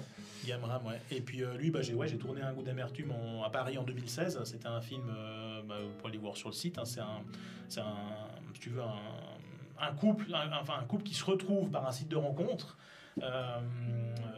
Lui était fou amoureux d'elle je fais vite le truc vite fait comme ça. Il était fou amoureux d'elle au lycée, et puis elle s'est mariée avec son meilleur ami. Alors lui, en fait, il se venge, en fait, tu vois. Et puis, il est, dans l'histoire, il est réalisateur, mais en fait, c'est un tueur, le gars. Ah, mais d'accord, ouais. Bref, il se venge comme il faut. Il se venge comme il faut. Et je veux pas dire, tu vois, il dure 14 minutes, il faut aller le voir. Et puis, voilà. Mais il est. Puis, du coup, j'ai eu une super relation tournage avec Guy. Et puis, quand j'ai pris Murphy, histoire un peu avec des militaires, machin, je dis, tiens, Guy, il pourrait bien coller à l'histoire. Puis après, il y a aussi Damien Lecomte, justement, lui, c'est Damien Lecomte, qui a tourné justement dans Balles perdues, on disait avant sur Netflix et tout ça. Excellent, Balle perdue, hein, à part ça. Moi, j'ai trouvé pour une production française, j'ai trouvé que c'était... ça sortait, en fait. Voilà. Puis c'est un peu l'américaine. Mais ils ont réussi au niveau de l'image à sortir de ces couleurs... Clichés. Ouais, pour moi, en fait, c'est ça. Je discutais de ça avec un pote, désolé, je te coupe, avec un pote il n'y a pas longtemps. C'est cette espèce de truc où moi, j'allume un écran... Une image de film, je peux te dire, c'est allemand, c'est français, c'est américain, et je sais pas comment on fait, on a les mêmes caméras. On a les mêmes caméras, on a le même soleil, plus ou moins. Les couleurs sont pas la même chose en Australie qu'au milieu du Texas qu'à Paris, je suis d'accord. Ouais. Mais par contre, j'ai l'impression que le cinéma français, puis le cinéma suisse aussi d'ailleurs, n'arrive pas à sortir de ces couleurs assez réalistes en fait. Ouais. On est presque dans le docu en fait, dans nos fictions à nous. Et quand tu vois Balles perdues, ils ont réussi à apporter énormément via l'éclairage, bien entendu, mais aussi via l'étalonnage. Je trouve qu'il y a... Et puis la dynamique de l'action, ça faisait longtemps qu'on n'avait pas vu ça, quoi. Avec un scénario... Enfin, pour moi, ça m'a fait penser... Et là, je vais peut-être me faire des ennemis, j'en sais rien, mais ça m'a fait penser à Oh putain, ça va être dur ce que je vais dire. Ça m'a fait penser à un Besson avec un scénario qui tient vraiment la route. Heureusement que Besson regarde pas ta chaîne. 5e élément, je surkiffe. Léon, je surkiffe. Nikita, je surkiffe. Taxi, il est cool le scénar, mais il tient... La voiture, elle tient la route. Mais le scénar, il tient qu'à moi, tu vois. C'est un peu bancal. C'est du fun. Yamakasi, c'est pareil. Pour moi, c'est pas les grandes années de Besson. Il faut rendre à César ce qu'il y a à César. Il nous a filé le 5e élément, le mec. Voilà.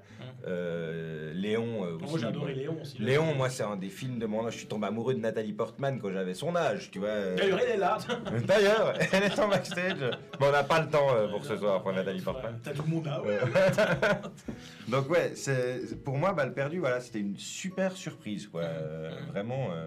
Donc ça fait plaisir d'avoir des gens qui ont participé à ce genre de projet qui sont dans ton film. C'est des acteurs, tous les acteurs et actrices, ils ont une petite filmographie sympa déjà.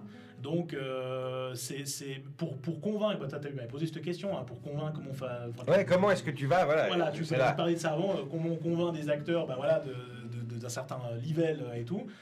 Déjà, c'est le scénario. Il faut quand même que l'histoire elle tienne la route parce que voilà, moi tous ceux qui ont lu le scénario ils ont trouvé ça génial. Enfin, comme c'est écrit aussi, c'est pas juste l'histoire du fond de ci de ça, mais comment c'est écrit, ça a séduit, comment c'est amené, les dialogues, tout ça, l'émotion. Et après, c'est ton bagage. Moi j'ai quand même quelques films derrière, donc ils savent ce que j'ai fait, ils ont pu le voir et tout. Puis après tu fais confiance, tu fais pas confiance. Et puis après c'est aussi toute une histoire de relation. Il y a beaucoup de choses qui se font en amont avec les acteurs avant de faire un film. Donc tu te communiques beaucoup avec eux et puis on apprend à se connaître aussi. Tu apprends à connaître l'acteur, tu regardes ses films. Typiquement, après, le Colt 45 avec Gérard Lanvin, où justement Anthony Akolev joue dedans. Je l'ai pas vu avant qu'ils me disent qu'il avait joué dans le Colt 45 parce que tu peux pas voir tout le film. Non, tu peux pas tout voir. Et pourtant, c'est un film d'action qui est chouette et tout avec comment il s'appelle le rappeur là. Putain, heureusement qu'il est mis il y a pas longtemps. C'est pas Joey Star. J'allais dire Booba, mais non, c'est Joey Star. J'allais dire, MC Jean Gabin. Non, c'est banlieue Joey Star. Et voilà, donc c'est cool. Franchement, moi, je suis très content de mon casting. Et on a eu aussi, j'ai deux petites filles aussi où j'ai dû convaincre les parents parce que c'est pas évident. T'es aussi dans une ambiance de guerre. Il y a des armes. Il y a des scènes avec des couteaux, des machins, des gens un ou deux qui meurent quand même. Enfin, il faut toujours qu'il y ait un gars qui meurt dans les films. Il faut que les gars. Tu travailles avec des enfants, c'est pas facile. C'est pas facile de travailler avec des enfants. Tu es limité dans le temps de tournage. Tu peux tourner, selon les âges, tu peux tourner entre 2, 4 et 6 heures par jour. Là, en l'occurrence, avec l'âge qu'ils ont, on peut tourner 4 heures par jour. Par exemple, il y a une enfant, enfin une fille, elle est pas là, c'est pas l'actrice principale. Par contre, la petite gamine qui est avec l'acteur principal, tu la vois tout le long du film. Donc tourner 4 heures par jour, il faut bien découper ton truc. Ta shotlist, elle doit être correcte, je pense. On avait prévu 6 jours de tournage, on a essayé de faire sur 5 parce que budget, voilà. Et là, c'est une semaine de tournage pour un truc comme ça, tu vois. Et puis on va tourner autour des 25-30 minutes, tu vois. Parce qu'après, tu laisses aussi durer des plans. Voilà. Mais je suis hyper content de mon casting et puis c'est vrai qu'il y en a beaucoup qui m'aident. C'est ce que j'allais te demander, c'est au niveau de la communication. Est-ce que justement quand tu as des castings, quand tu as un joli casting comme ça, eux ils doivent avoir du réseau, des followers sur Insta, Twitter, etc. Est-ce qu'ils participent justement à la mise en avant de ce Kickstarter, de studio? Alors oui, ils partagent avec leur réseau, leurs contacts. Après, moi, je leur dis, je leur ai dit 2 fois. Je leur ai dit avant de lancer, puis au milieu maintenant, là, il y a 2-3 jours, je leur ai dit, est-ce qu'on peut pouvoir lancer un petit peu tes amis, exactement. Le truc, c'est que tu peux pas juste lancer une fois le lien puis dire il y a un Kickstarter, il y a un crowdfunding. Non, il faut marteler, quoi. Mais les acteurs, je vais pas non plus les embêter trop parce que Ils font déjà une monstre fleur, ils sont pas payés au plein pot. Tu vois, je veux dire, j'ai dû Ah, aussi bah, négocier clairement. des tarifs par rapport au budget, donc je peux pas non plus leur demander la lune. Ouais. Par contre, ils ont tous joué le jeu. Et il y en a même qui m'ont envoyé des mails de producteurs et qui ont bossé.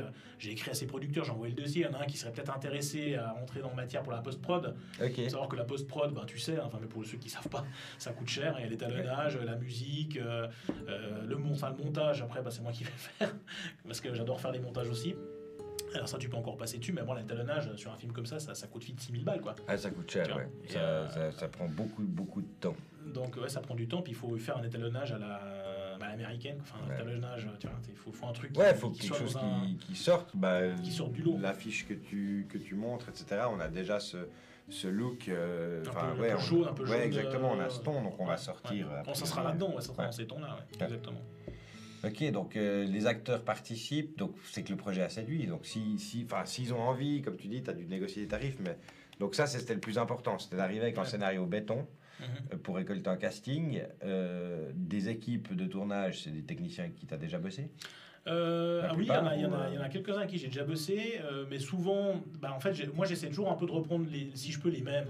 Ouais. Mais des fois, tu n'arrives pas parce qu'ils sont sur des autres tournages, et puis tu les avertis quand même quelques mois à l'avance parce que le tournage il est en juillet. Moi j'ai commencé déjà à parler à des mecs de l'équipe technique au mois de janvier. Ouais. Et puis, suivant qui, tu peux pas lui dire 6 mois avant parce que tu vois, genre le mec de la régie, tu trouves toujours quelqu'un qui va faire la régie, mais voilà. Mais les personnes importantes, j'essaie toujours d'avoir les mêmes, mais je peux pas forcément toujours les avoir à cause de l'histoire d'agenda par rapport à leur travail à eux. Et puis si c'est des bons, ils sont toujours pris, tu vois. Ouais. Moi j'ai un chef-op avec qui j'ai bossé sur 2 films à Paris, le mec, il me répond, le mec il est incroyable, quoi. Mais il est blindé, Il va venir faire des plans steadicam sur le film, mais il m'a promis de le faire parce qu'on s'entend super bien, il aime bien ce que je fais et tout, moi j'aime bien ce qu'il fait. Ouais. Mais je suis pas garanti à 100% qu'il va faire les plans sur le steadicam, ouais. tu vois. Tu prépares ta shortlist au cas où tu les as pas. Exactement, puis, non, on a trouvé des solutions, il faut trouver des solutions B, C, D, EF, quoi. Mais l'équipe technique, non, en général, j'essaie d'avoir les principaux, directeur prod, l'assistant réal, j'essaie d'avoir, voilà. Mais si tu peux pas, les bons connaissent des bons. Donc par exemple, j'avais travaillé avec une assistante réal, je crois, qui m'a présenté en fait une autre assistante réal avec qui je vais bosser sur ce projet. Non, je crois que c'est le chef-op, moi j'ai des conneries. Okay. C'est le chef-op avec qui j'ai bossé qui va faire les plans steady, qui connaissait cette assistante réal. Et en fait, elle est au top, quoi. C'est vraiment, j'ai bossé sur des longs, des trucs et tout. Puis il faut des gens comme c'est pas payé à 100%, il faut des gens qui en veulent, tu vois. Il faut des gens qui faut des acharnés. Tu peux pas avoir des mecs qui sont là à se tourner les pouces sur un cours. Des fois, tu as les heureuses surprises aussi avec certaines. Enfin, moi, ça m'est arrivé d'avoir une assistante réelle, justement, où tout d'un coup, tu es là, ah ouais, ok. C'est elle. En fait, tu te rends compte que, genre, tu avais besoin, quoi. Ouais. Enfin, dans le sens où elle t'apprend des choses. Tu vois, puis tu te rends compte qu'en gros, il y a toute cette espèce de monde à elle, elle voit très très précisément, puis que pour toi, c'est quelque chose d'assez vague. Ouais. Et c'est hyper intéressant quand tout d'un coup, en tant que réal, et ça, je la remercierai, genre, elle s'appelait Anne, je la remercierai jamais assez, c'est qu'elle est arrivée, elle, avec un passif de probablement une dizaine d'années d'assistante réal. Sur un de mes projets de mini-métrage ridicule, tu vois. Ouais. Elle est arrivée par un pote, elle était dans le coin ce week-end en Australie, et puis elle était je viens faire l'assistante réelle. Et sur 3 jours de tournage, elle a jamais remis en question mon point de vue, dans le sens, c'est toi le réal, c'est ta vision. C'est toi qui décides. Mais par contre, elle m'a géré ce tournage. Picobello. Mais voilà, elle était en support, alors qu'elle aurait eu clairement de quoi avoir l'ascendance. Mais elle avait vraiment... Et c'est ça qui est incroyable, je trouve, quand tu as un tournage qui est bien organisé, avec chacun qui comprend un peu son rôle et son poste, c'est que ça roule. Il n'y a pas de remise en question, il n'y a pas de ouais, lui, il a pelé la neige, lui... Tu vois ce que je veux dire? C'est, ok, c'est comme ça, quoi. Moi, mon boulot, c'est d'amener le café. En fait, c'est con, mais c'est important à un moment qu'il y ait quelqu'un qui fasse ça, parce que sinon le réal, il doit partir 5 minutes là-bas, puis c'est 5 minutes qui passent pas à diriger ses acteurs. Gérer ses acteurs, exactement. Ouais. Et 5 minutes sur un tournage, à la Golden Hour, voilà, 5 minutes, c'est 5 minutes, quoi. Et c'est comme Inception, quoi. 5 minutes, c'est 1 heure. C'est ça, c'est tout ce genre de truc où cette espèce de nouveau, une aventure humaine, je pense. Et si tu as une équipe, des gens avec qui tu as déjà travaillé, bah, c'est clair qu'a priori... Ouais, j'essaie toujours de prendre des principaux, mais tu n'arrives jamais à avoir la même équipe. Voilà. C'est très compliqué. Ouais. Si tu arrives à avoir les mêmes pour la caméra, bah, j'ai deux vraiment en Suisse, par exemple, j'ai un chef-op avec qui je bosse en Suisse, et j'ai bossé sur plusieurs trucs, même sur des films publicitaires et tout ça. Et puis à Paris, bah, j'ai ce chef-op que j'avais maintenant qui n'est pas disponible, mais qui m'a présenté un autre. Voilà. Sinon, t'es obligé d'un petit peu toujours aussi des fois d'un peu d'improviser. Parce que les gens sont pas dispo, puis il faut trouver des gens quoi. Mais bon, là on a aussi mis du temps entre le moment où on a commencé à préparer le film jusqu'au tournage, parce que c'est un truc qui est à Paris, il faut trouver les gens là-bas, il faut aller là-bas, il faut faire le repérage des décors, valider les décors, il faut trouver les thunes, d'ailleurs verser. D'ailleurs verser un peu de sous sur le funding. Tchac, un coup de lien. Arrêter de s'abonner à ta chaîne. Fais péter le lien. Je m'en fous, ils ont déjà tous abonné. Il y a un bon rapport entre moi et le spectateur. Non, mais c'est cool. Et puis en plus, comme tu fais aussi des films, ils pourront te soutenir aussi dans un crowdfunding plus tard. À toi. Ouais, nous on espère pouvoir le lancer cet automne. On pense là, on part en Jordanie à la fin du mois pour faire du repérage, puis faire un petit reportage. De nouveau, on rêve grand, on est un peu con. C'est pas con quand tu rêves grand, il faut. Non, c'est pas con, mais disons que voilà, nous, on est vraiment parti sur le principe que pour le moment on n'a pas d'acteur, on va faire nous. On a des costumiers. Maquilleurs, on a des contacts, on a plein de gens passionnés, motivés, qui viennent pas forcément du monde du cinéma, mais plus du jeu de rôle grandeur nature, du cosplay et de tout plein de petits trucs artistiques, plus des professionnels de l'image et du son. Donc on s'est dit départ, on y va comme ça, et puis ensuite dans l'aventure, là on part sur de la fanfiction, donc ce sera de nouveau un projet qui est pas monétisable. Donc les gens qui nous soutiennent, on a des contreparties qui sont justement on est en train de discuter d'idées de costumes, donc quelqu'un pourra acheter un double du costume du héros, des choses comme ça, vu qu'on a la chance de faire quelque chose où des costumes sont intéressants, tu vois, c'est pas du contemporain, c'est pas... c'est original, donc, Puis en plus c'est un fan film, donc tu dis pas quoi, Tu veux pas dire le sujet. Ça s'inspire... Non, je voulais pas te spoiler le truc. Non, mais les gens sont plus ou moins au courant, ça s'inspire très librement, on essaie de s'en distancer au maximum pour pas avoir de problème avec Mickey. Ça s'inspire très librement d'une galaxie très lointaine, où il y a des épées de lumière et des choses comme ça. Ah ouais. Voilà. Et puis des gars avec des capuchons. Des stars, quoi. Voilà. Exactement, des guerres et des stars. Des guerres de stars. Donc voilà, on va un peu s'amuser avec ce thème-là. On a envie de faire quelque chose où on s'éclate dessus, ce ne sera pas monétisé. On travaille avec des artistes son aussi qui font de la musique, des musiciens qui font des trucs de fou.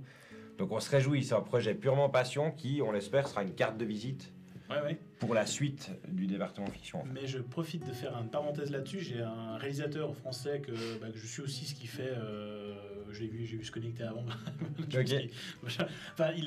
Lui, il a fait un fan film sur Predator. Okay. Et son truc, il a été salué par des trucs aux États-Unis. Il a eu, je sais pas, 1 million de vues. Enfin, je sais plus, ou 10 millions. Je me rappelle plus maintenant précisément, mais il a bien fonctionné. Ouais. Et il a eu beaucoup de visibilité. Puis ça, c'est quand même si c'est un fan film, c'est quand même.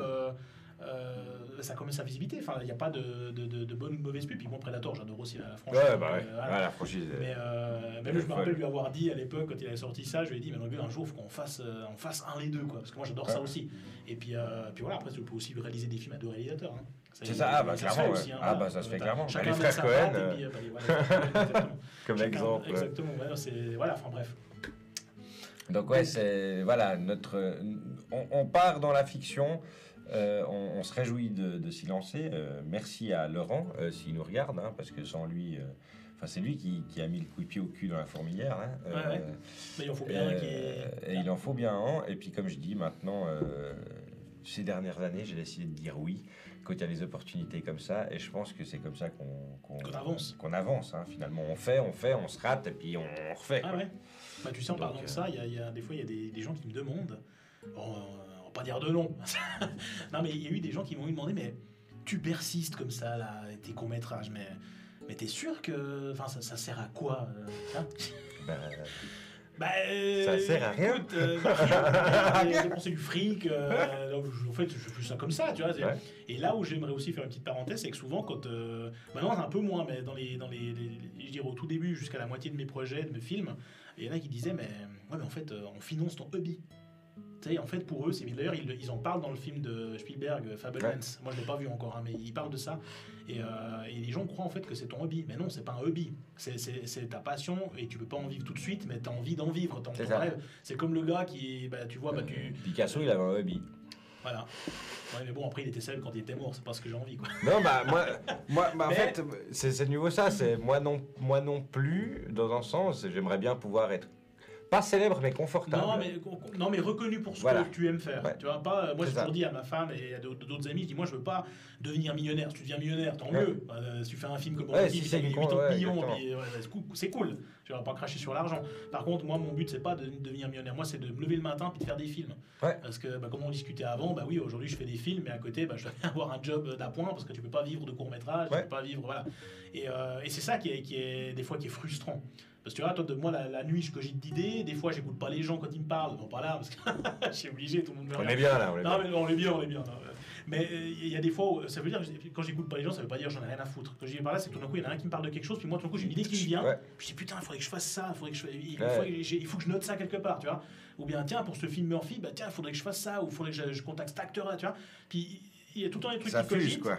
Et puis c'est pas à mal pour la personne qui me parle comme ça, mais j'ai tout le temps ça dans la tête. Et quand tu dois aller travailler pour gagner ta vie, pour payer tes factures dans un autre job qui n'est pas celui qui te passionne, c'est frustrant fois 1000, quoi. Ouais. Tu vois, je veux dire, moi, tous les jours, je me lève, je dis putain, je veux faire des films, tous les jours. Et c'est ça qui... bref, un jour on y arrivera. Mais oui. Et pour ça il faut cotiser dans le... BAM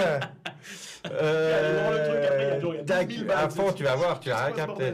J'ai tout fumble à payer. Non, mais je suis entièrement d'accord avec toi. Le fait de persister, c'est... Pourquoi tu fais ça? Pourquoi tu fais du hygiène? Là, moi, j'ai pu lâcher mon boulot alimentaire récemment. Qui était stripteaseur. Exactement. Cheap and Dal. Cheap and Dal dans la gare des... Exactement. Cheap and Dal au béton, moi, je peux te dire. Non, j'étais un joyeux facteur, n'est-ce pas? Joyeux, mais c'est bien joyeux. Non, franchement, c'était un boulot qui était... C'est pas le pire boulot que j'ai eu fait. J'ai fait du chantier, j'ai fait de l'usine, j'ai fait plein de choses à côté. Toujours en temps partiel, parce que justement, j'avais des hobbies. C'est quelque chose que je me suis souvent... Exactement ça, je me suis souvent retrouvé face à ça. Toi, t'as du temps, mais t'as pas de pognon pour quand on veut aller à la montagne, quand on veut aller ça. Puis si t'as pas de pognon, c'est parce qu'en fait, t'as des hobbies, et puis tu vis tranquille, t'as la belle vie, etc. Et en fait, oui, je vis avec pas beaucoup, parce que j'ai toujours eu un temps partiel.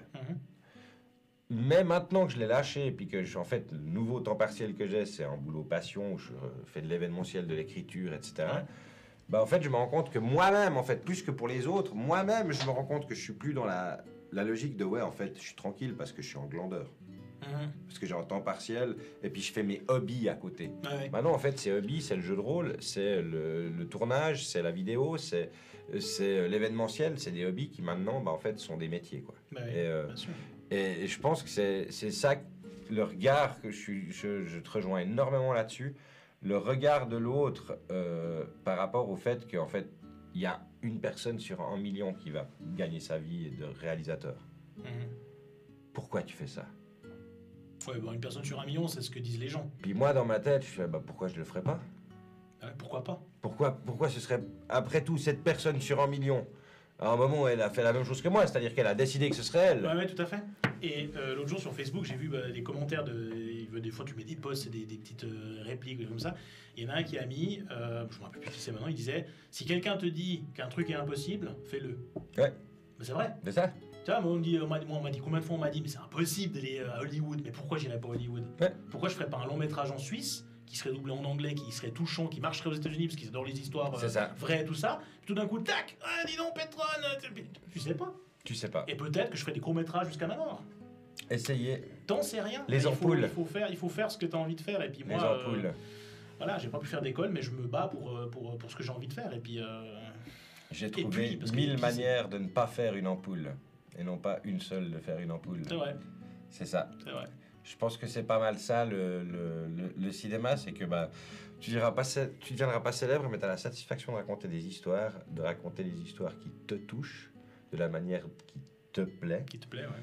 Et qui peuvent toucher les gens. Et qui peuvent toucher les gens, en fait. C'est ça, c'est que de l'autre côté de ça, en fait, tout d'un coup, tu as des retours, et puis tu as des gens qui disent « Ah ouais, ça m'a vachement touché. » Moi, j'ai un court-métrage sur les aborigènes quand j'étais là-bas, où il y avait j'ai eu des retours de gens du coin. Moi, je suis en Suisse, qui suis parti en Australie. Qu'est-ce que je connais du conflit et puis de toute cette histoire qu'il y a là? N'empêche que j'ai réussi à créer une histoire qui a touché certaines personnes de cette population-là, puis qui sont venus me dire, en fait, je trouve que tu as une interprétation hyper intéressante de notre culture, quoi. Et ça, quand ça revient vers toi, comme quand tu crées un événement, comme quand tu produis quelque chose qui vient de toi, et puis que les gens l'apprécient, c'est quand même... là, les viewers, je vous parle à vous. Je me suis lancé dans le jeu de rôle filmé il y a 3 ans maintenant. Le jeu de rôle, pour moi, c'est quelque chose d'extrêmement important. Le fait de maîtriser du jeu de rôle. Quand je me suis retrouvé la première fois face à cette caméra, je me suis dit, qu'est-ce qui se passe si les gens ils disent « C'est quoi ce maître de jeu pourrave ?» Parce que moi, c'est vraiment une grosse partie de ma vie, tu vois. Et c'est une prise de risque énorme aussi de se dire, je vais faire ce film, je vais le présenter, puis ça se trouve, je vais me prendre des fions dans la tronche, quoi. Tu peux faire un immense projet, récolter plein de sous, les gens y croient en toi, puis tout d'un coup, tu fais un navet. C'est ça. Et puis après, quand tu vas faire, parce qu'on disait avant que si tu fais après un autre projet, est-ce que les gens vont aussi croire en toi parce que tu en as fait 2 bons derrière, tu vois? C'est ça. Mais bon, il y a celui qui fait rien, qui fait pas de conneries, quoi. Exactement. Tu vois, je veux dire, moi, j'ai beau croire en ce que je fais, j'ai beau essayer de mettre toute mon énergie, toute ma passion là-dedans, mais tu peux aussi te planter. C'est ça, mais il faut essayer. Il faut essayer. Tenter. Et puis si ça marche pas, tu te relèves et tu continues, quoi. Après, des fois, c'est pas évident, on fait les malins comme ça. Mais les grands discours. Et tout, je peux te dire que des fois, t'en prends un coup sur la gueule. Clairement. Tu fais un film, même un court-métrage, pour quelqu'un qui bosse à côté, c'est un an de boulot. Et entre l'idée, le scénario et la projection au cinéma, si tu fais une projection privée pour tes amis et tout ça, ceux qui ont participé au crowdfunding, si ton film ça plaît pas, oui, et tu dis bon, je vais passer au suivant, puis je vais. Voilà, mais. T'en prends quand même un coup sur... Tu re-signes pour une année, quoi. Ouais, mais t'en prends quand même un coup sur la gueule. Tu vois. Et puis là encore, c'est des coups. Voilà. Mais quand tu fais un long, et puis qui est sorti sur le cinéma, qui est sorti sur Netflix, qui est sorti partout, puis imagine, je fais un premier long, puis les gens, Petron, ça fait des années que tu fais des films, on a aimé Swan, on a aimé Murphy, mais là, le long, tu vois. Après aussi, ce qu'il faut savoir, c'est que les longs, des fois, t'es tiraillé par une prod. Tu vois, ça aussi, tu sais, ceux qui savent pas, mais t'es tiraillé par une prod. Le mec, il te dit, je vais vers toi, t'es prod.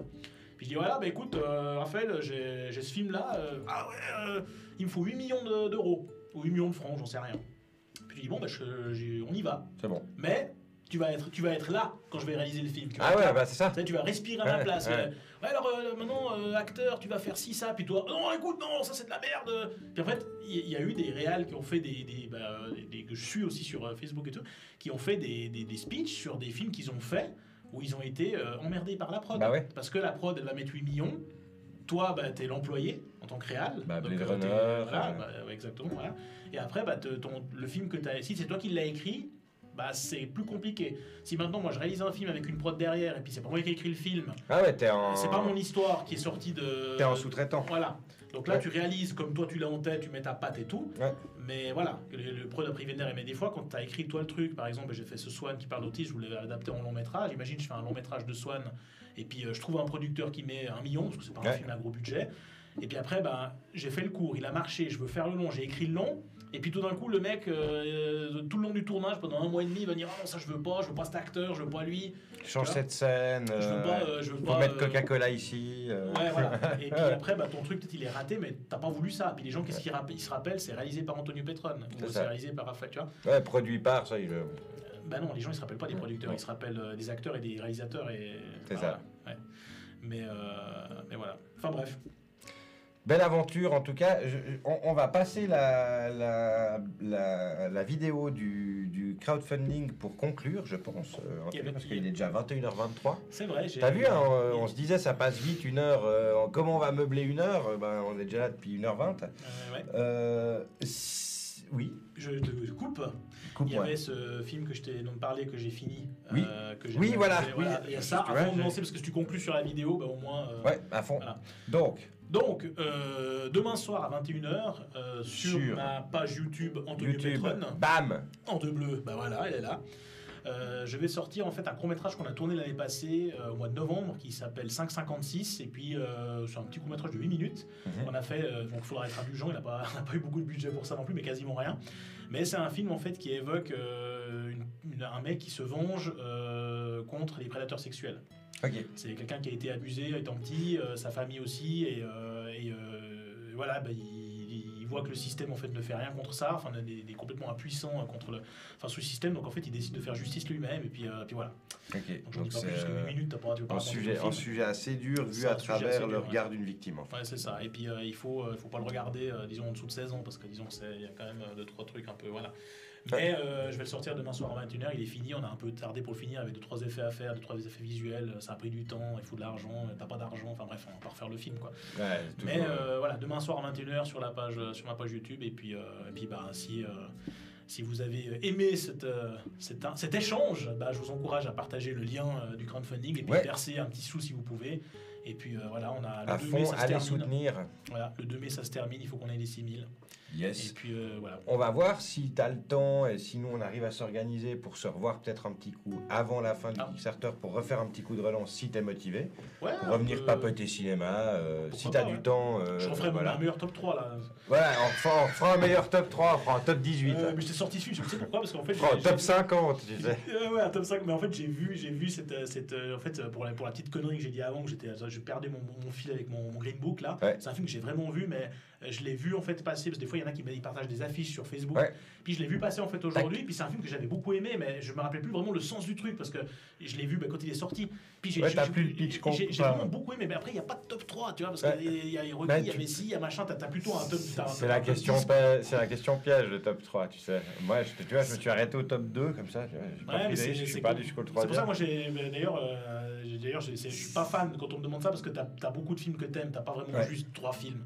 Ouais, moi c'est vraiment. Qui t'ont marqué dans ton enfance ou qui t'ont marqué le long de ta vie, quoi. C'est ça, disons que ce top 3 pour moi il a un sens professionnel en fait. Ce que je 12 hommes en colère, Reservoir Dogs, c'est vraiment des choses qui m'ont donné des déclics par rapport à la technique et puis par rapport aux possibilités en fait de raconter une histoire, quoi. Et c'est vraiment. Moi c'est à chaque fois, c'est des films qui me sauvent en fait beaucoup en me disant en fait si tu peux pas raconter ton histoire, c'est que c'est toi qui approches le truc de la mauvaise manière, quoi. Il y a des mecs qui font avec beaucoup moins, quoi.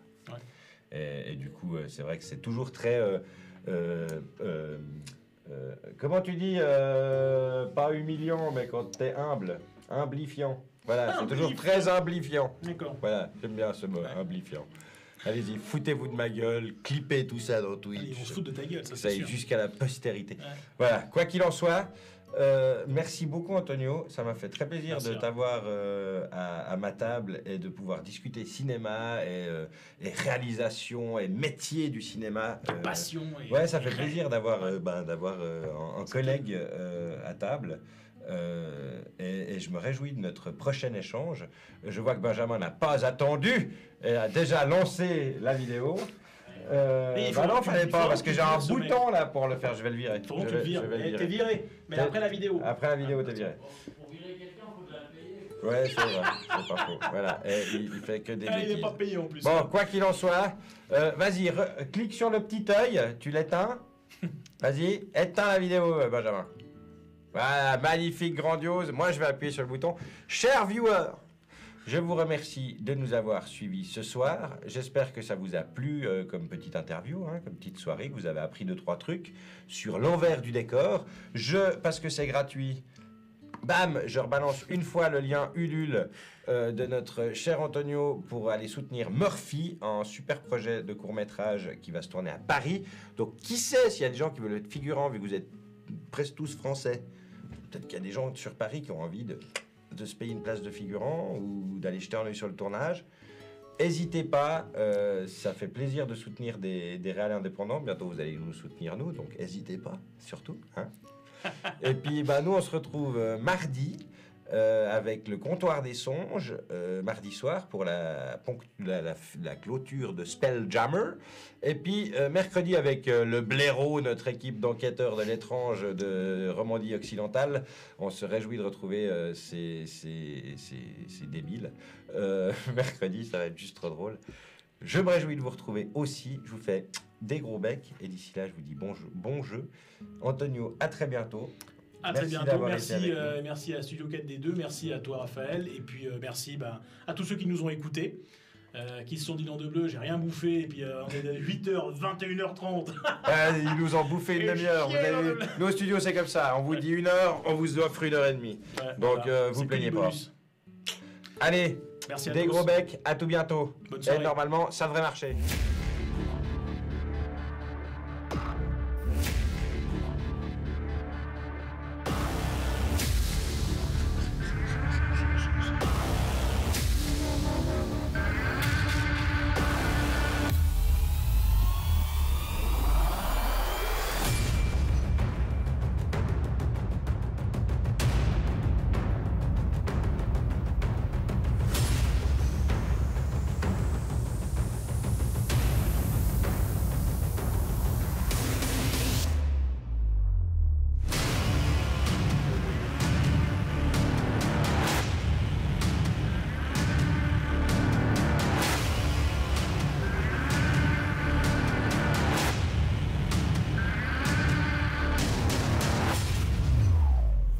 À cause d'un problème de réglage, nous allons reprendre toute la vidéo.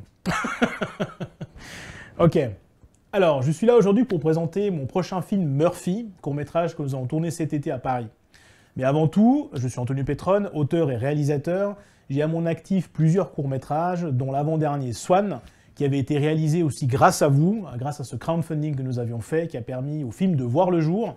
Et après ça, il a eu un super parcours en festival et a obtenu énormément de prix. Autant aux États-Unis qu'en Europe, et nous sommes très fiers de ce projet qui abordait l'autisme. Concernant l'histoire du projet Murphy que nous allons tourner au mois de juillet à Paris, c'est un film qui, comme je disais, sur fond de guerre, donc c'est l'histoire de soldats de nations différentes qui vont se retrouver dans un immeuble face à face, et au lieu de s'affronter, ils vont mettre la guerre de côté pour s'occuper d'une petite fille qui est retrouvée là, orpheline de ses parents qui ont été assassinés pendant la guerre et qui n'a plus personne à qui se rattacher. Et étant donné que ces soldats ont aussi des enfants, ils comprennent qu'ils ne peuvent pas l'abandonner, donc ils vont s'occuper de cette petite fille. Et c'est ce qui va donner en fait toute la force à cette histoire. Alors concernant le casting de ce projet, nous avons vraiment tout le gratin. Nous avons commencé par Guy Amram, avec qui j'ai déjà tourné un film en 2016 sur Paris, Un goût d'amertume. Nous avons Damien Lecomte, Grégory Christoforov, Anton Yakolev et puis Nathalie Boyer. On n'a pas encore tous les acteurs, mais déjà on a une grande palette d'acteurs. Vous pouvez retrouver toute leur filmographie sur Internet. Si on prend par exemple l'exemple de Damien Lecomte, il a tourné dans Balle perdue, un film d'action qui a eu du succès sur Netflix, ou encore Anton Yakolev qui a tourné aux côtés de Gérard Lanvin dans Colt 45. Pour le budget de ce film, on est aux alentours de 85 000 €. Donc on se doute que ça va être compliqué de trouver cette somme, parce que pour faire un court-métrage, c'est jamais évident de trouver l'argent. Par contre, nous allons faire le crowdfunding dans un premier temps, mais aussi la coproduction pour les personnes qui veulent mettre plus d'argent, peuvent devenir coproducteurs du projet. Donc par exemple 5 000 €, et la personne qui va coproduire le projet sous forme de contrat retrouvera son argent quand le film sera diffusé dans les plateformes ou alors dans une chaîne de télévision. Alors pour les contreparties du crowdfunding, je vais vous expliquer comment ça fonctionne. Par exemple, typiquement, si vous donnez 20 €, vous avez votre nom sur le générique. Après, on peut donner 50, 100 €, 200, 500 €. Vous pouvez avoir un poster du film dédicacé des acteurs, par exemple, une avant-première, l'invitation à une avant-première. Vous pouvez aussi, selon le montant, être figurant dans le projet ou alors assister au tournage. Nous allons quand même vous expliquer à quoi sert le budget du film, parce que ça peut paraître énorme pour certaines personnes. Mais un film demande une préparation en amont déjà, donc le scénario, le montage de l'équipe, le découpage, la recherche des décors aussi. Quand nous allons tourner le film, nous avons pendant 5 jours une trentaine de personnes, nous avons la location du matériel, nous avons le logement de ces personnes, nous avons le transport, il faut aussi nourrir toute l'équipe. Et puis après, à la fin du film, bien sûr, vous avez le montage, la création de la musique du film, qui est souvent est faite sur mesure pour le projet, avec un orchestre, par un compositeur. Et puis déjà, avec la musique, coûte entre 3 et 5 000 €. Donc ça vous donne déjà un petit peu l'idée de combien coûtent les étapes du film. Je vous remercie d'ores et déjà de votre contribution et de votre aide pour la production de ce film. Donc, à l'époque, nous avions fait ce crowdfunding qui nous a permis de faire un franc succès avec Swan. Et aujourd'hui, je compte faire la même chose avec Murphy, et même encore plus. Et je vous remercie encore de croire dans le cinéma indépendant. Ah, et puis, si nous voulons un maximum de réalisme pour les costumes, eh ben, il va falloir qu'on ait des sous pour pouvoir voilà, que ce soit le plus réaliste possible. Et pas la sécurité. Merci à vous.